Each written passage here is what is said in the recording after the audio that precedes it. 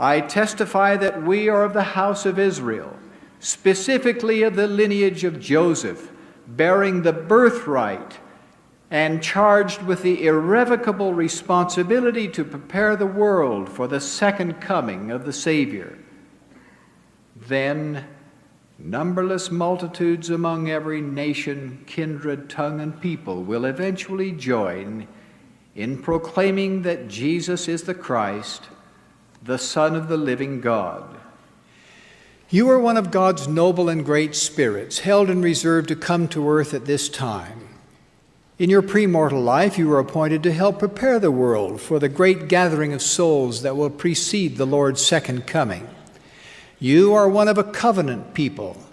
You are an heir to the promise that all the earth will be blessed by the seed of Abraham, and that God's covenant with Abraham will be fulfilled through his lineage in these latter days. On every continent and across isles of the sea, the faithful are being gathered into the Church of Jesus Christ of Latter-day Saints. Differences in cultural background, language, gender, and facial features fade into insignificance as members lose themselves in service to their beloved Savior. Paul's declaration is being fulfilled. As many of you as have been baptized into Christ have put on Christ.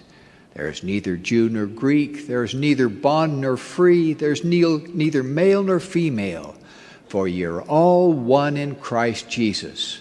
A giant step toward spiritual immunity is taken when we understand the expression, children of the covenant. To what covenant did the Savior refer? The covenant which he made with Abraham.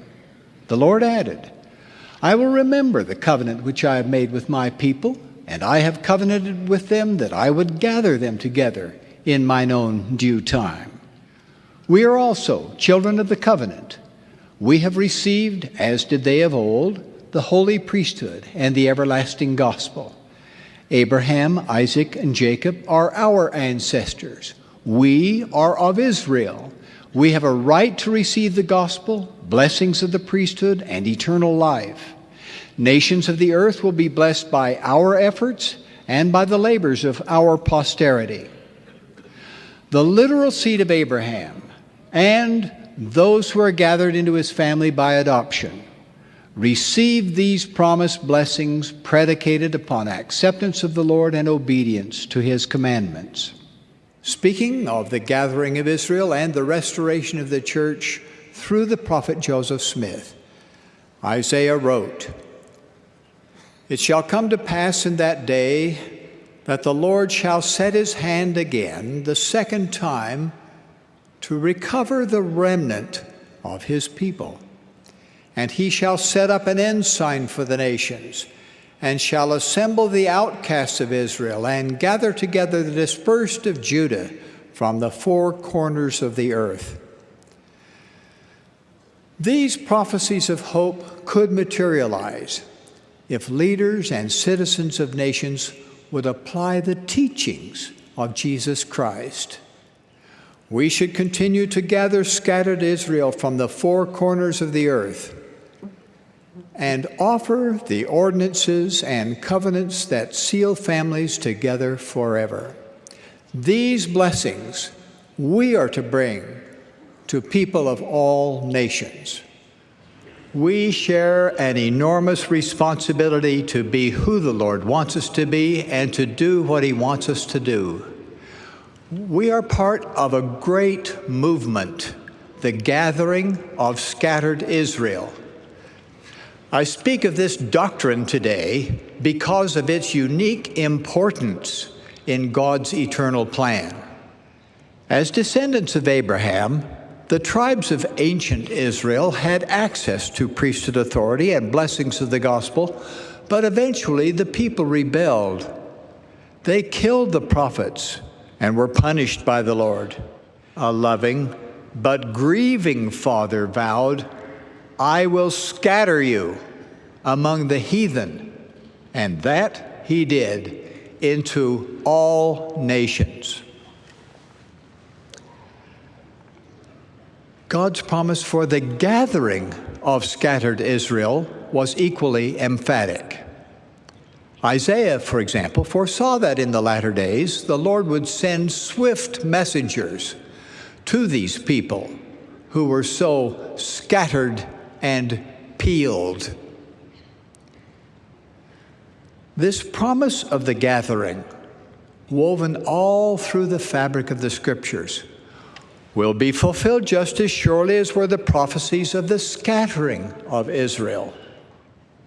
As prophesied by Peter and Paul, all things were to be restored in this dispensation. Therefore, there must come, as part of that restoration, the long-awaited gathering of scattered Israel.